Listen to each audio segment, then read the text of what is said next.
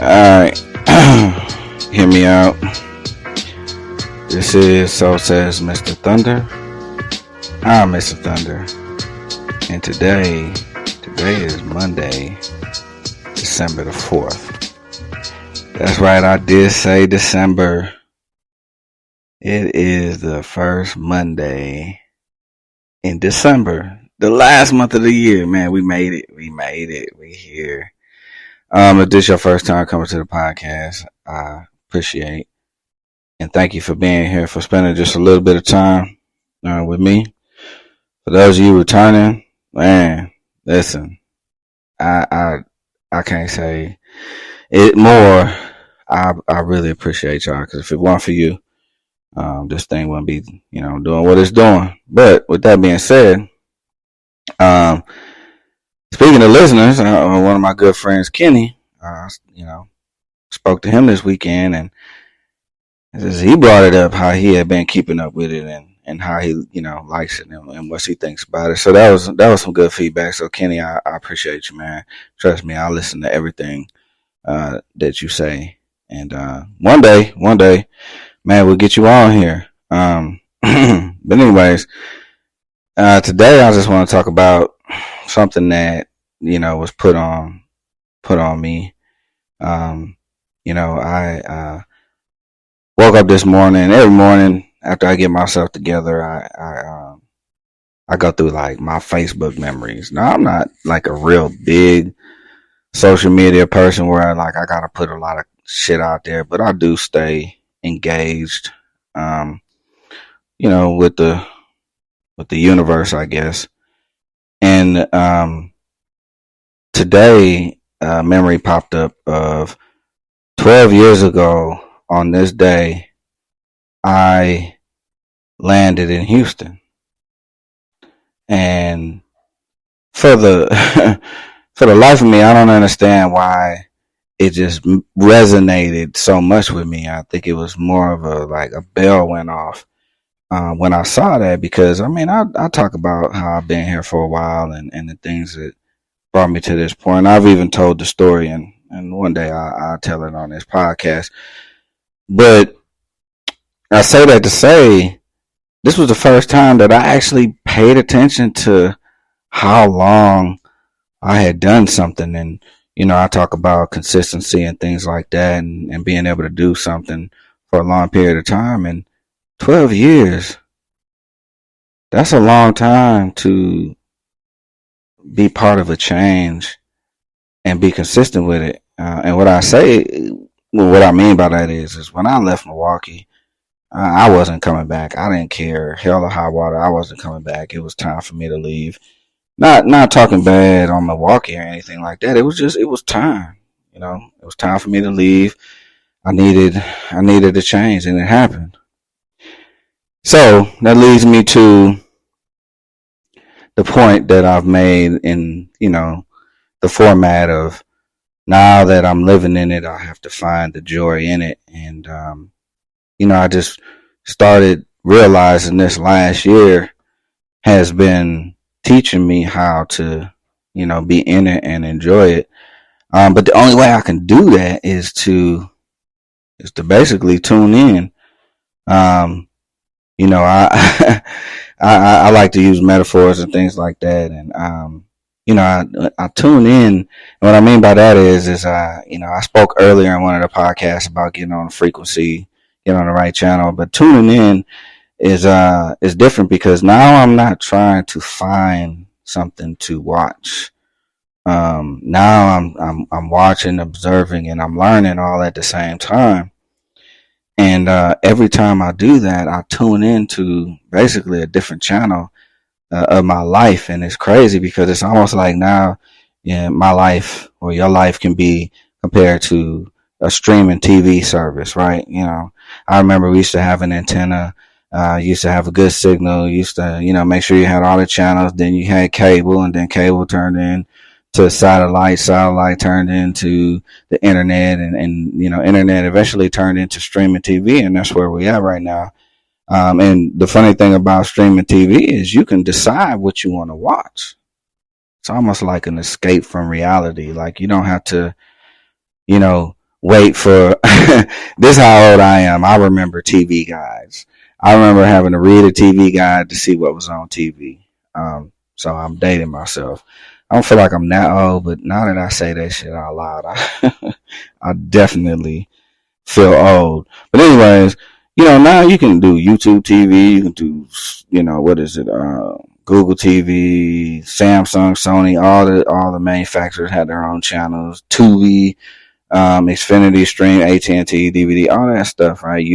What is it, Netflix, all these things are offering, Sling, all these things are offering, the ability to stream TV and watch what you want to watch, right? But the funny thing about it is when you really get interested in something, the catch is you have to subscribe to something, and that subscription allows you to see the things that you're most interested in, and you have to pay for it, which causes you to either pay attention to it or not. And a lot of people get these subscriptions thinking that they're gonna like them, and they end up realizing they're wasting money on it, right? So I was one of those people.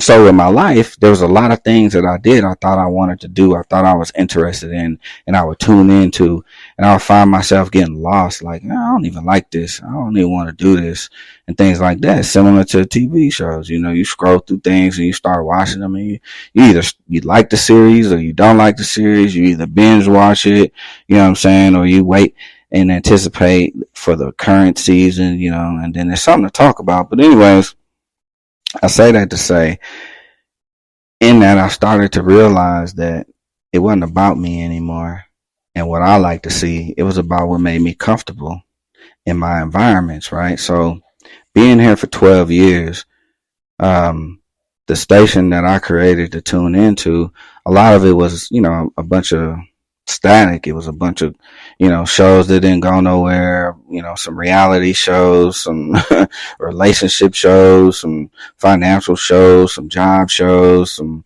medical shows. Like, it was a lot of stuff that went on, in the 12 years that I've been here. But the one thing I can say is every time I changed the channel, the what I was tuning into and what I was watching, it always got better. So it's interesting how that happens, right? Because you think about it, when you leave this world, the first thing they say is your life flashes before your eyes. And how much of that do you really remember, right? How much of what flashes before your eyes when your life flashes before you, what do you see? Do you even remember that, right? So my question to you is, what are you tuned into? Are you paying attention? Are you observing? And are you learning at the same time? Are you binge watching it, or are you just going with it? Are you waiting for that next episode? I am always waiting for the next episode. That's my life. It's funny. I talk about channels, right? My house used to be the fun house. My homeboy, man, Donnell, he was on here. He did his episode called Finding Peace and Back to the Money, right? And, I've known him for a good 5 years now. And in that, I've been watching some of his channel. I was a subscriber to his YouTube channel. But then I subscribed to his life a little bit, and I became a part of it, and I became family with him. And I say that to say we were at his house this weekend, Eagles fan. We were around other people that were 49ers fan. It was just a big old family. And I was telling him, man, I've been watching you. I'm proud of you, man. I like what I see. Keep going. Every time I tune in, it just keep getting better and better. And I'm just glad to be a part of it. So these are the things that I pay attention to now.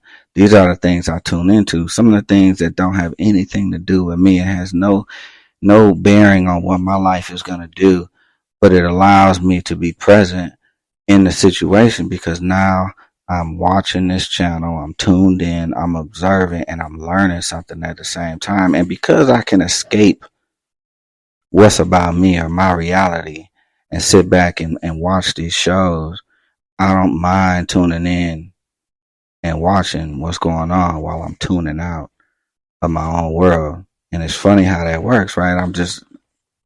I don't know. Maybe I'm the only one that see it that way.